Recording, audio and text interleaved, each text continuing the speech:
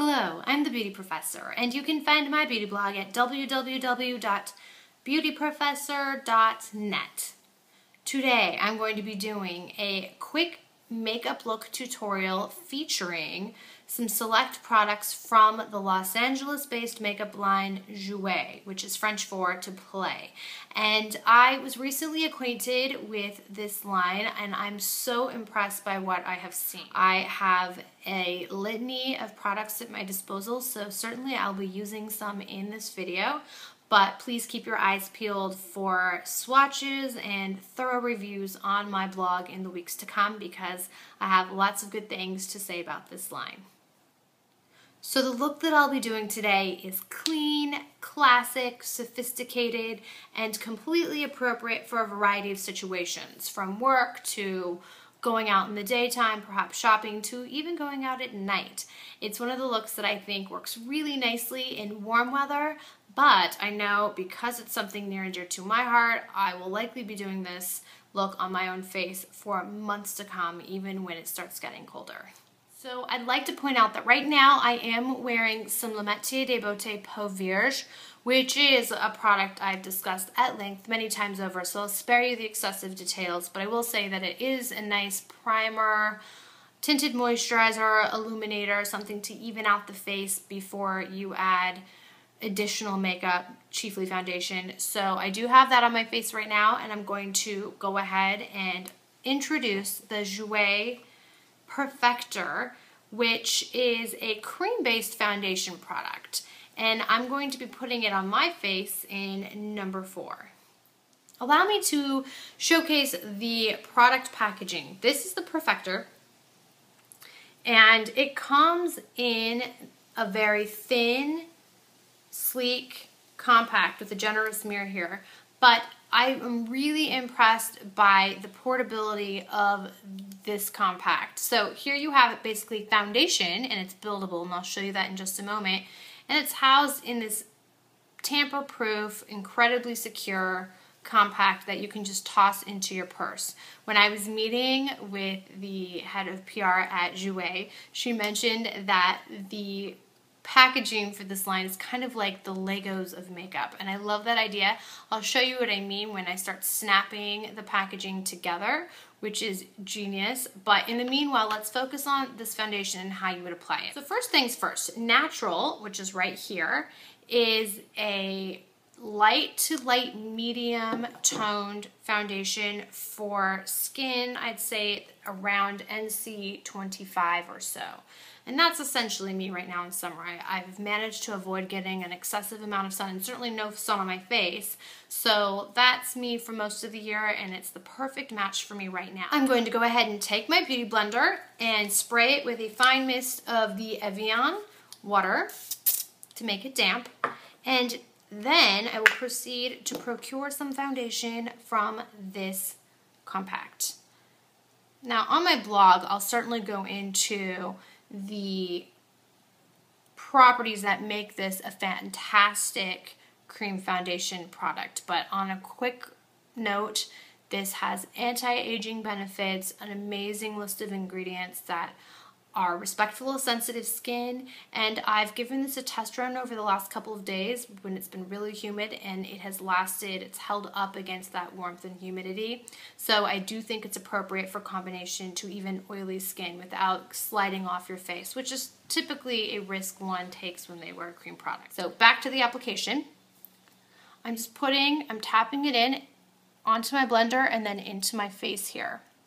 And you can see that it's already creating a very even canvas. I like that this has a really beautiful skin finish, and that's typically something I look for when I am selecting a cream-based product, or any foundation for that matter. Now, this is a buildable foundation, which means that if you need a minimal amount of coverage, then that is what you'll go ahead and apply and you'll be fine.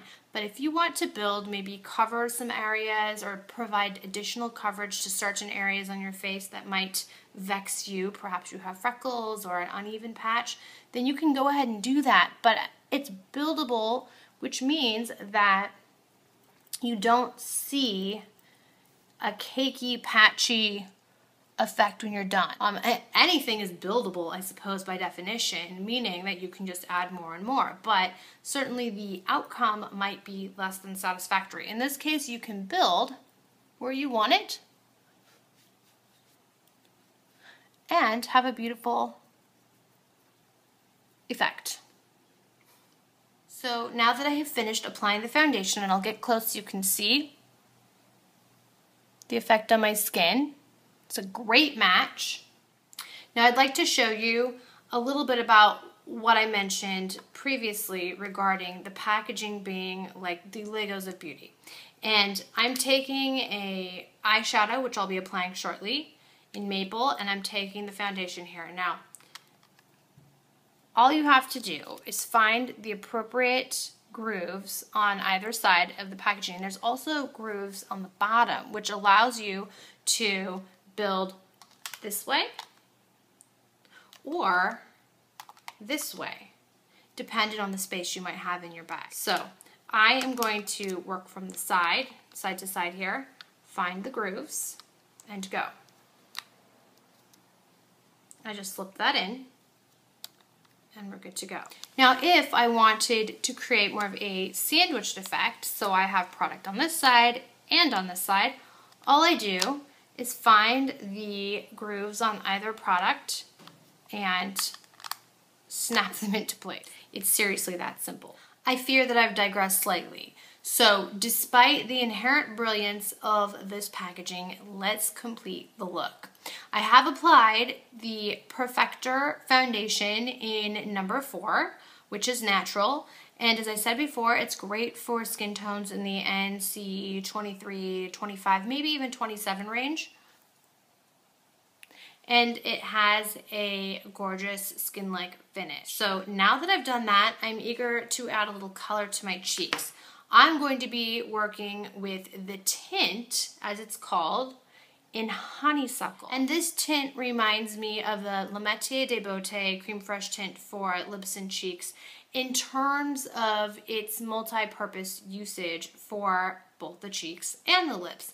I'm going to be using it for my cheeks expressly, and I will say that the singular marked difference between the Jouer tints and the Le Métier de Beauté ones is that the Le Métier de Beauté ones tend to have some very fine, very pretty, dewy shimmer, and these tints in the Jouer line do not. There's one that does, but of the entire expanse of the shade range in the tints, and they were all beautiful, I might add, there was only one that had shimmer, and the rest do not, which makes them kind of a sheer wash of color, leaning on the creamy side, and definitely a natural look rather than one that harnesses the power of light because of that shimmer. I'm going to take my flathead elf brush in this case, which has served me well for cream products, and I will, let's just swatch this quickly so you can see what Honeysuckle looks like. It is a color that I would go after time and again. I do go after this peachy pink, and you can see once again, no shimmer whatsoever, just a creamy product. And I'm going to take my flathead brush, tap a little bit into Honeysuckle, and then I'm going to buff it into my face to create a blush-like effect.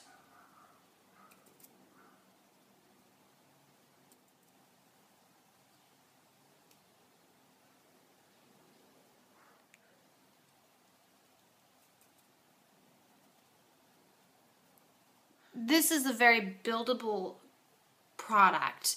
It doesn't immediately translate as opaque when it's put on the face, but with a few passes, you can really build up the color nicely. I would much rather start with something that you can build rather than accidentally put too much of a color on in one fell swoop. So here is Honeysuckle on the cheeks. You can see how it warms up the face but does not compromise the skin-like finish of the Perfector. In fact, I think it accentuates it because there is a dewiness to the tint as well. It's just not driven by shimmer, it's simply driven by texture because it is creamy and very emollient. onto the eyes. I am very impressed by the powder eyeshadows in this line. And they all embody a spectrum of neutral shades. Lots of variances on browns and bronzes, and I do think that those tend to be colors that are flattering on almost every eye color and shape. So I love the fact that there's a rich bevy of options there. Today I'm working with Maple, which is described on the website as a medium warm bronze. It's somewhere between bronze and a warm brown, and I have been using it every day. Now, since receiving it, I have been astounded by how stalwart this particular formula is. It does not crease, it does not budge, it's not purporting to be waterproof, and I haven't really gotten it wet except to wash it off of my face, but in terms of wearing throughout the day, this is pretty fantastic. And this is the first powder eyeshadow in a long time that I've applied and not experienced creasing with. It can be used wet or dry. Today I'm going to apply it dry. And I'm using my trusty Sephora Pro eyeshadow brush in number 234. So first, let me swatch some on my wrist here so you can see. Here is Maple. And it's buildable like all the other products in the line, and I'm just going to do a couple passes on my lids here. Tap it in. I do not have a primer on my lid right now. Your eye.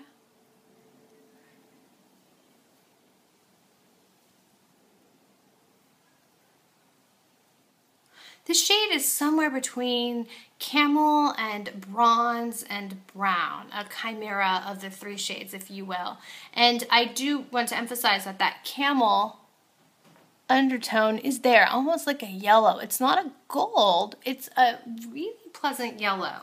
It reminds me of a shimmery browner version of Beauty is Life eyeshadow in Camel, which is a matte shadow, but there is a very similar undertone there, and I have swatches of that on my blog if you're interested in seeing the comparison. I'm going to just put the tiniest amount my under eye region just to show you the effect. I might not do that in the daytime if I was just going for a daytime look, but at night I could step it up a notch by adding a little bit underneath to create a very subtle, very restrained smoky eye.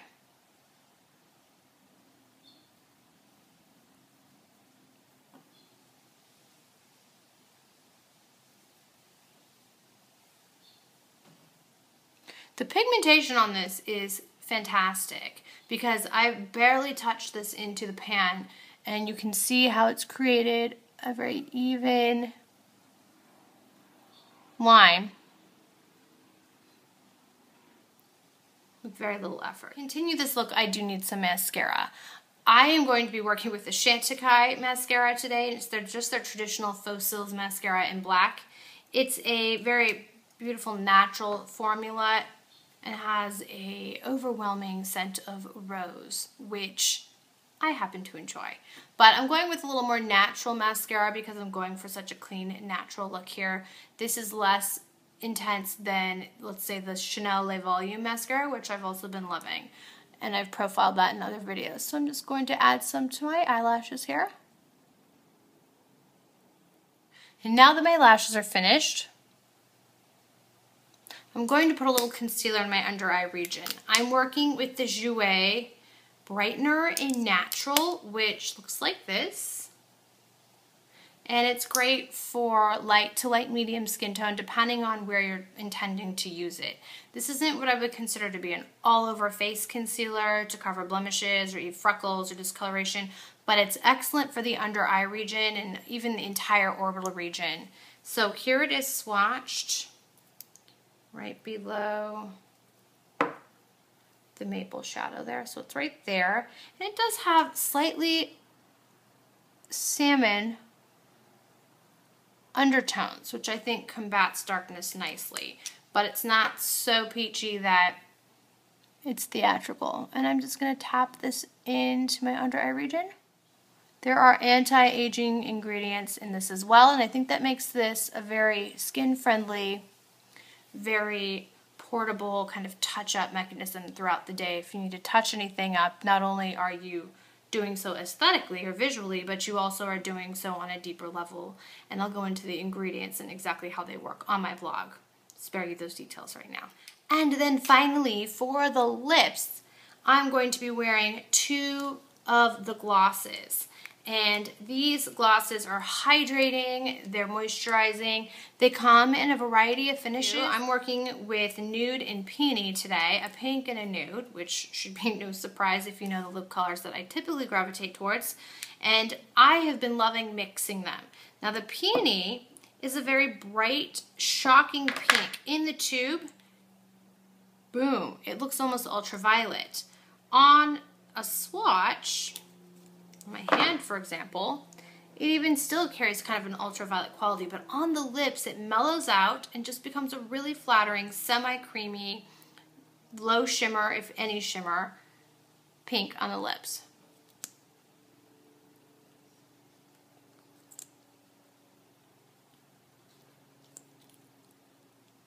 It reminds me a lot of a slightly darker version of a Christian Dior lip gloss that I grew up watching my mom apply, and that was called Marshmallow.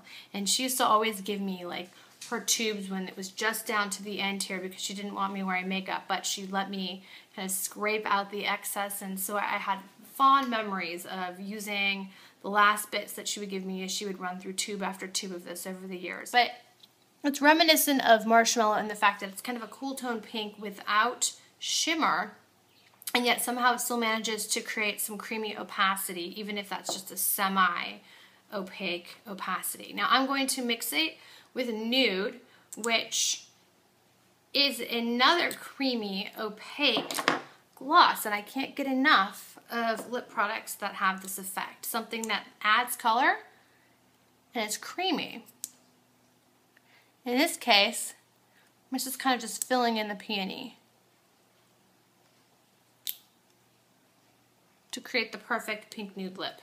In terms of texture, this is a very emollient gloss. It is moisturizing feeling without being sticky, and yet there's enough tack to it that it stays within your lip lines without migrating and creating a big mess on the face.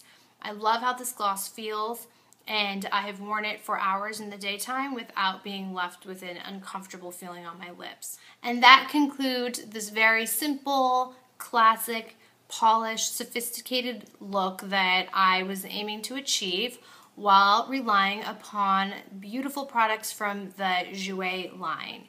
There are other products that I have in my possession currently that I cannot wait to speak about. But in the meanwhile, hopefully this was a good introduction to the type of pigmentation and quality and wear that these products offer. So a final close-up of the face.